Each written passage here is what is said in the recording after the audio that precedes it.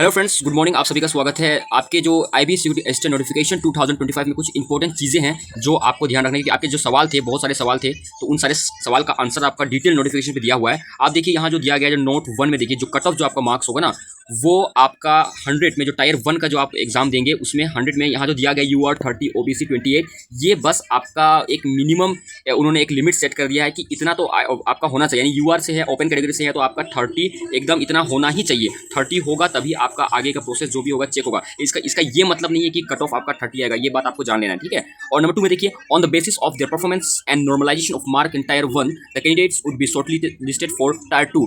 देखिए, आपका जो T1 का जो मार्क्स होगा और विथ नॉर्मलाइजेशन जो भी मार्क्स आपके आएंगे, उससे आपका 10 टाइम्स ज़्यादा को T2 में लिया जाएगा, मतलब कि वैकेंसी के हिसाब से, ठीक है। उसका जो वैकेंसी होगा उस हिसाब से 10 टाइम्स ज़्यादा के जो बच्चों को T2 पे बैठने का मौका मिलेगा। यानी टायर 1 आपका इंपॉर्टेंट हो जाता है। अब देखिए यहाँ नंबर 3 में लिखा है कि टायर 2 जो आपका डिस्क्रिप्टिव है वो आपका ओनली क्वालिफाइंग इन नेचर है। ओनली क्वालिफाई, आपको बस क्वालिफाई करना है, यानी 50 में से बस आपको 20 लाना है, जो कि बहुत ज़्यादा पॉसिबल है, हो जाता है, ठीक है। फिर नंबर 4 में देखिए, on the basis of their performance in tier 1 the candidate would be shortlisted for interview.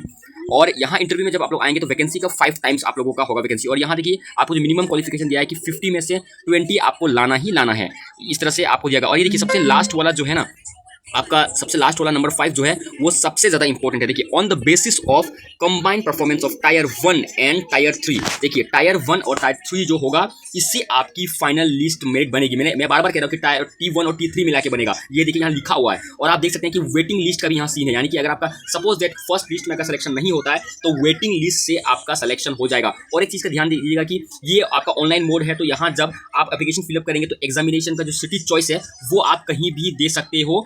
पांच ऑप्शन है, उस 5 ऑप्शन में से, लेकिन आप कहीं भी एग्जाम दोगे, लेकिन जो जोन आपने सेलेक्ट करी है उसी जोन के SIB के अंदर ही सब कुछ आपका होगा। यानी एग्जाम का सेंटर आप यहाँ कहीं भी दे सकते हो। ये बहुत ही अच्छा चीज़ इन्होंने इस बार की है, मुझे अच्छा लगा, ये बहुत अच्छा हुआ। ये बहुत सारे स्टूडेंट बहुत दूर दूर रहते हैं, तो उन लोग अपने जगह जो अपना रीजनल जो SIB है वहाँ जा नहीं पाते हैं, ठीक है। और इसके बाद में जो वीडियोस आएगी आपका, मैं ये जो सिलेबस है इसको अच्छे से थोड़ा सा एक्सप्लेन कर दूंगा, ठीक है। जय हिंद, जय भारत। अपना ख्याल रखिएगा दोस्तों।